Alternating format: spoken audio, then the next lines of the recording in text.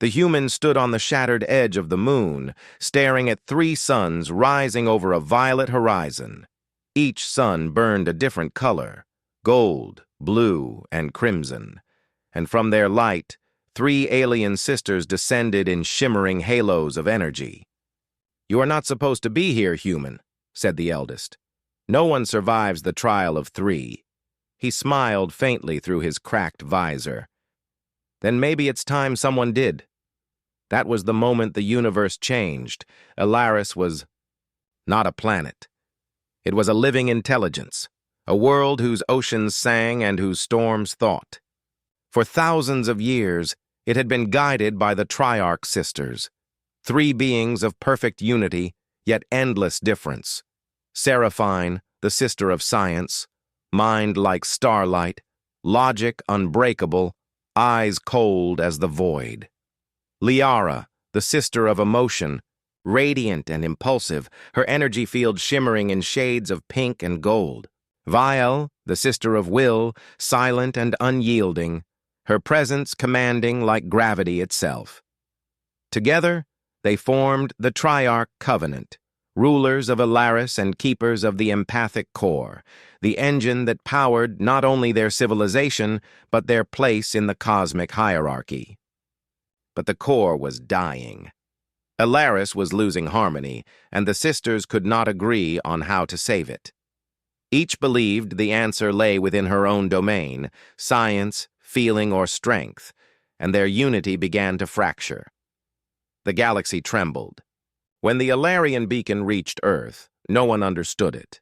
Except one man, Dr. Kieran Sol, a xenopsychologist known for decoding alien empathy patterns. He was chosen to represent humanity in the reconciliation mission, a diplomatic experiment, meant to bridge the Triarch's conflict through shared consciousness. But when Kieran arrived on Elaris, his ship was torn apart by quantum turbulence. He crashed on the moon of Elis, the threshold world between life and thought. That's where the sisters found him, bruised, oxygen low, yet still trying to signal Earth. "You breathe poisoned air," said Seraphine. "Your body cannot survive here." "Then teach me," Kieran rasped, "or let me die trying." His defiance intrigued them, his humility disarmed them, and his empathy, something their kind had long suppressed, began to change them. To earn their trust, Kieran had to undergo the trial of three, a journey through each sister's realm to experience her truth. Seraphine's domain, the logic of light. He stood in a city of mirrors, where equations danced as living forms and light encoded all knowledge. She tested his reason, pushing him to solve impossible paradoxes, to think beyond his biology. He didn't match her perfection, but he did something no Elarian could. He admitted uncertainty. "Sometimes," he told her, "not knowing is how discovery begins." For the first time, Seraphine paused and smiled. Liara's domain, the sea of emotion. A world of endless water, reflecting memories like dreams. Liara drew him into emotional resonance, forcing him to feel the grief of 10,000 minds. He broke down, crying openly in the storm.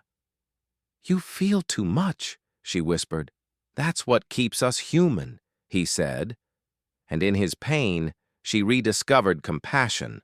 Viel's domain, the forge of Willow wasteland of storms and metal mountains.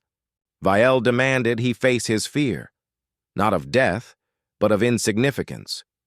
He stood unarmed before a storm titan, declaring, "I am small, but I choose to stand." The titan bowed. So did Viel. Kieran had passed the trial. The sisters, changed by him, gathered in unity once more.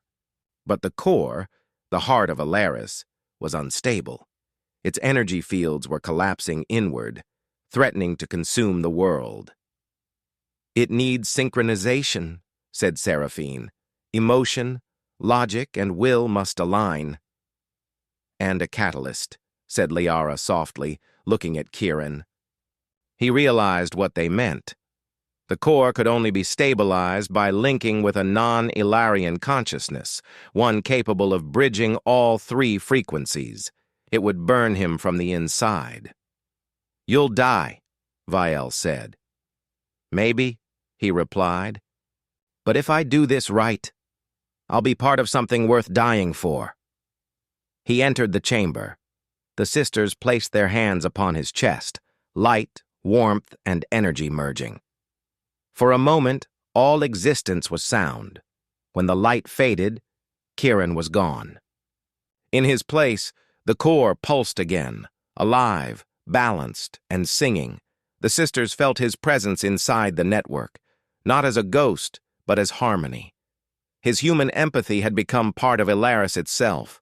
The world healed, the storms quieted, and above the city, three suns aligned for the first time in recorded history. The Triarch bowed their heads. "He didn't just save our world," said Seraphine. "He taught us how to feel it." And from that day forward, humanity was not seen as primitive or dangerous, but as the species of balance, the only kind who could unite what the universe had long kept apart. Years later, a monument was built on Earth and Elaris both, shaped like three intertwining spirals converging at a single point of light. They called it the Fifth Light, in Nadi, honor of Kieran's soul, the first being to unite science, emotion, and will.